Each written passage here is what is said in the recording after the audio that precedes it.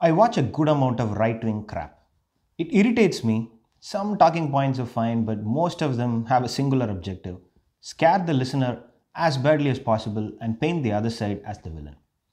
I listen to them mainly because it gives an idea about where and how the Trump campaign is moving, what kind of noise these right wingers are creating.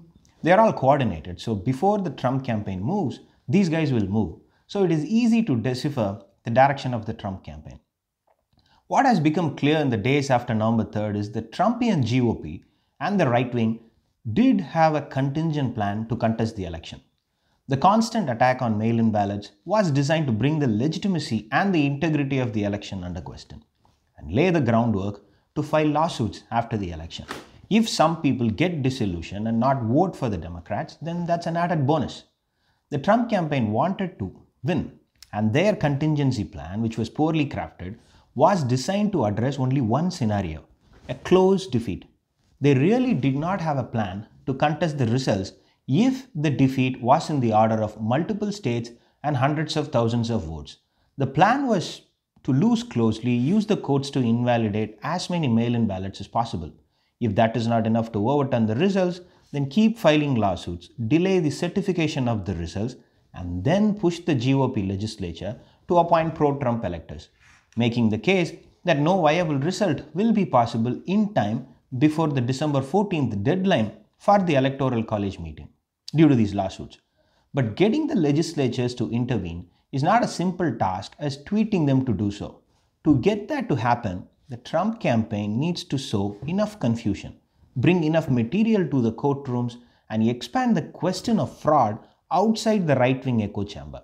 The first part is, of course, to file lawsuits in as many states as possible and not allow the elections to be certified. And this is where the Trump campaign did not do its homework properly. They never stress tested their assumptions. How do you act if Biden wins with 100,000 plus votes in the two states you want to overturn the results? Imagine this for a moment. Let us say the gap between Biden and Trump is less than 10,000 votes in Pennsylvania and Michigan. And those were the only two states that separate Trump from 270 electors. Bring in the courts, invalidate 11,000 ballots in each state, and win it. If courts don't agree, keep dragging the lawsuits as long as possible, get closer to December 14th, make the case that the lawsuits will not be resolved in time, and due to that, the GOP legislatures have a necessity to act and save the democracy and win. That would have worked wonderfully. But Biden is now ahead of Trump by 148,000 votes in Michigan. The lead is edging past 48,000 in Pennsylvania, and my calculations show that it's highly likely for Biden to get the lead somewhere in the 75,000 to 100,000 range. Two states out of recount territory. Can you find a rule somewhere to invalidate 500 votes? Absolutely. Can you find something to invalidate 5,000 votes? Maybe. Can you find something to invalidate 50,000 votes? Probably not. As the gap gets higher and higher, the odds to win the case gets lower. Remember, the burden of proof is always with the plaintiff. If you want to invalidate 75,000 votes, then bring the evidence. Even if you get to that point, to get the courts to listen, there is enormous statistical evidence to prove that the votes are perfectly legal and nothing nefarious happened. There are plenty of Republicans who won using the same ballot that caused the loss for Trump. And Trump lost margins in key Republican districts. So the suits are a dead end for the Trump campaign due to the size of his defeat. Biden campaign has to do nothing. They can just sit and watch Trump campaign undo itself in the courts. If the lawsuits are toast, then how do you hold the states from certifying the results? Michigan and Pennsylvania will certify the results on November 23rd. And there is a reason why I'm only talking about Michigan and Pennsylvania. Trump has to stop Biden from getting the 270 Biden electors certified in time.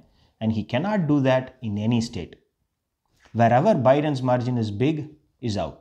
And wherever Democratic legislatures are in place or a streak, we can do with their shared territory. The table on the right shows all the states Biden won, the highest margin at the top. As you can see, it ends up with Michigan, Nevada, Pennsylvania, and Wisconsin at the end. There is still Georgia and Arizona, but let us leave that out. When we stress test our hypothesis in this channel, we don't do it like the Trump campaign. We look at our weakest point and perform the stress test, not the other way around. So leave Georgia and Arizona out as they have Republican governors and Republican legislatures. Leave Wisconsin for a moment. After leaving all of that, Biden hits 270 with Pennsylvania. So let us address the last 4 states in that list: Michigan, Nevada, Pennsylvania, and let us also include Wisconsin as well. So the 4 states: Michigan, Nevada, Pennsylvania, and Wisconsin. In Nevada, counties canvass their votes on November 16th and send the results to Secretary of State Barbara Kegawasky, a Republican. Nevada Supreme Court justices then canvass the statewide vote on November 24th, and Democratic Governor Steve signs off on the winner. Trump will have to file a suit to stop the certification, but he needs to find an argument to set aside 37,000 votes, a near zero chance to provide evidence of that size. And barring a lawsuit, the certification will proceed. Pennsylvania. In Pennsylvania, counties will certify the results by November 23rd. There is no statewide deadline for the certification, but the power to certify the election is with the Secretary of State Kathy Boockwa and Governor Tom Wolf. Both of them are Democrats, and they will show the popular vote and sign it off. There is no space for the GOP legislature to step in. In Wisconsin, Biden leads with 20,000 votes. There really is no role for the legislature in Wisconsin to certify the results. Counties have until November 17th to canvass, then it is sent to the State Election Commission for certification. Megan Wolf is the administrator for the Wisconsin Elections Commission, the top elections official in the state, and she has already debunked the fraud theory. And this is what she said: while the results are still unofficial and are currently being triple checked as part of the canvass and certification process, we have not seen any credible information to cast any doubt on those unofficial results. Megan Wolf. Michigan. In Michigan, counties finish their work by November 14th, send it to the Secretary of State. From there, it gets to the Board of Canvassers for certification by November 23rd. The board has 2 Republicans and 2 Democrats.